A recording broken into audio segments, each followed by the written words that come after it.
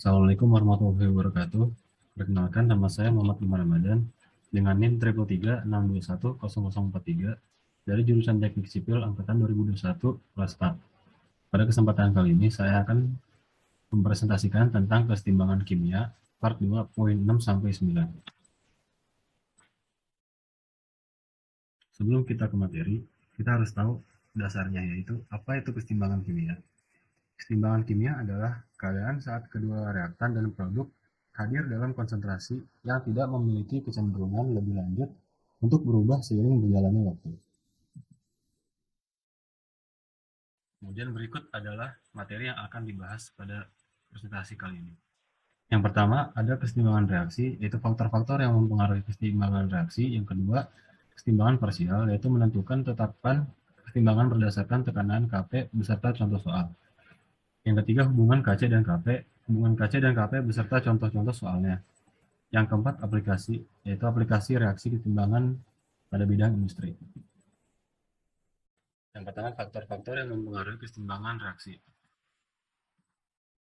Yang pertama ada konsentrasi. Besar kecilnya konsentrasi berpengaruh pada kecepatan atau laju reaksi. Jika konsentrasi reaktan diperbesar, maka laju reaksi semakin cepat, sehingga kesetimbangan lebih cepat tercapai. Penambahan konsentrasi menyebabkan kesetimbangan akan bergeser ke arah produk dan sebaliknya.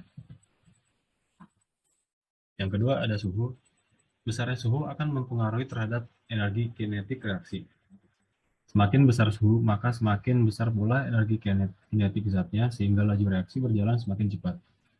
Apabila suhu dinaikkan, maka reaksi akan bergeser ke delta H plus atau endotherm dan sebaliknya.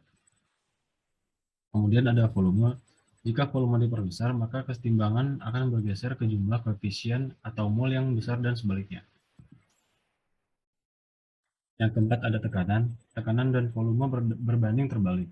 Artinya apabila volume diperbesar, maka tekanan diperkecil dan sebaliknya. Yang kelima ada katalis. Katalis adalah zat yang dapat mempercepat laju reaksi tetapi tidak dapat mempengaruhi jumlah produk. Katalis berfungsi menurunkan energi aktivasi agar waktu yang diperlukan untuk bereaksi lebih singkat. Kedua, menentukan tetapan kesetimbangan berdasarkan tekanan Kp beserta contoh soal. Tetapan kesetimbangan.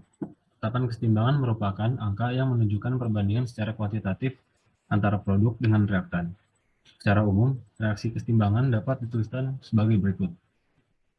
Contoh di sini adalah A kecil A besar ditambah B kecil B besar bereaksi menjadi C kecil C besar ditambah D kecil D besar, di mana A kecil adalah koefisien dari A besar, B kecil adalah koefisien dari B besar, C kecil adalah koefisien dari C besar, dan seterusnya. Di mana A besar, B besar, dan seterusnya adalah senyawa tersebut. Saat di dalam reaksi kesetimbangan dilakukan aksi, maka kesetimbangan akan bergeser dan sekaligus mengubah komposisi zat-zat yang ada untuk kembali mencapai kesetimbangan. Secara umum, dapat dikatakan tetapan kesetimbangan merupakan perbandingan hasil kali molaritas reaktan dengan hasil kali molaritas produk yang masing-masing dipangkatkan dengan koefisiennya. Contohnya di sini, tetapan kesetimbangan sama dengan molaritas atau konsentrasi C dipangkatkan dengan koefisiennya, dan seterusnya.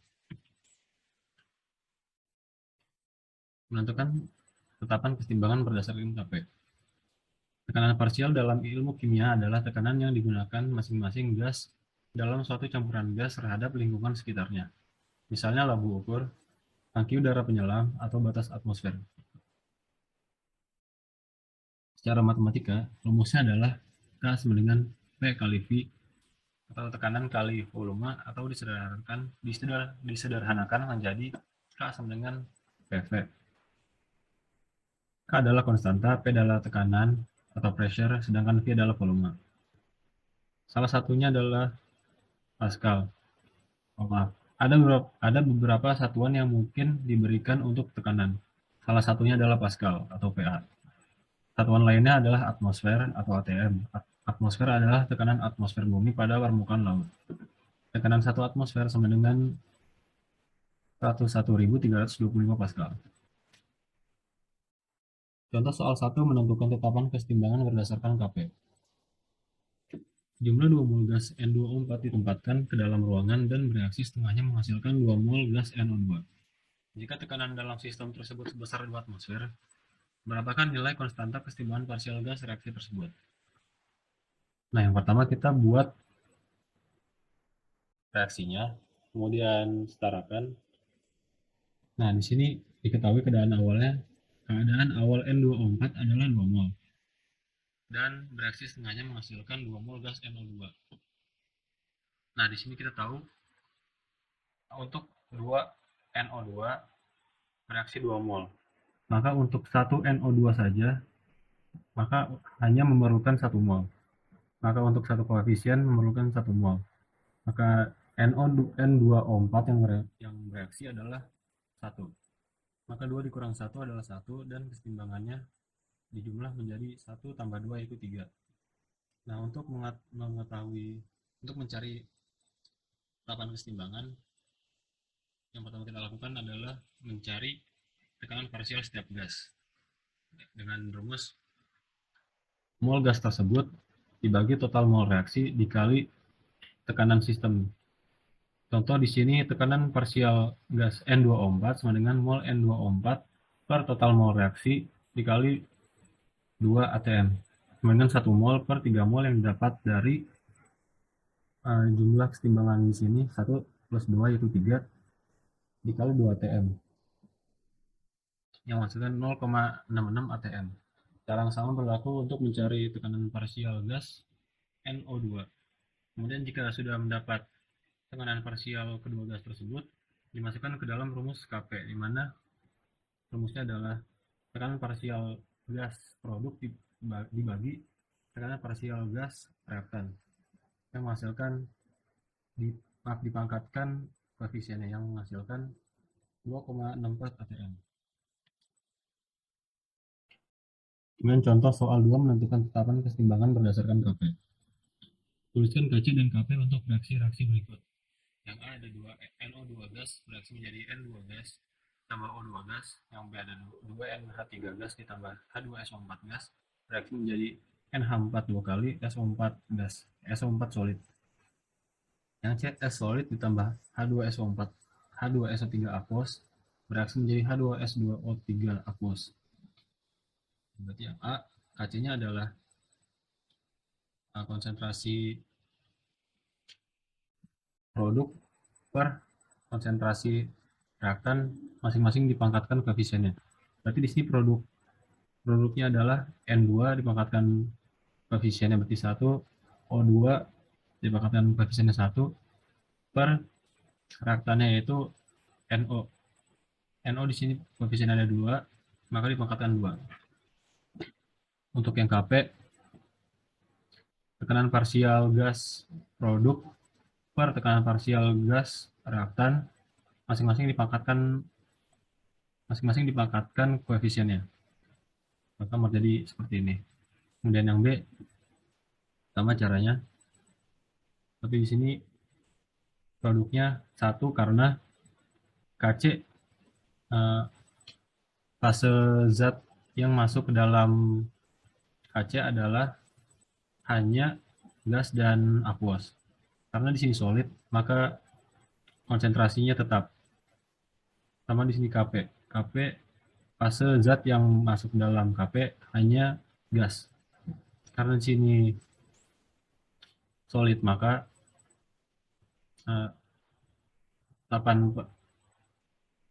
tekanan parsialnya tetap.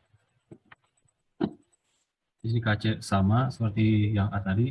Di sini Kp tidak terdefinisi karena semua senyawa di sini mau produk atau reaktan tidak ada yang sesuai dengan kriteria Kp yaitu gas. Kemudian hubungan Kc dan Kp beserta contoh-contoh soalnya. Hubungan antara Kc dan Kp. Untuk kesetimbangan zat dalam wujud gas, tetapan kesetimbangan dapat dinyatakan dengan Kp yang merupakan tetapan kesetimbangan berdasarkan tekanan parsial yang disimbolkan P atau pressure pada reaksi A kecil A besar gas ditambah B kecil B besar gas bereaksi menjadi C kecil C besar gas ditambah D kecil D besar gas. Maka persamaan Kc dan Kp-nya adalah sebagai berikut.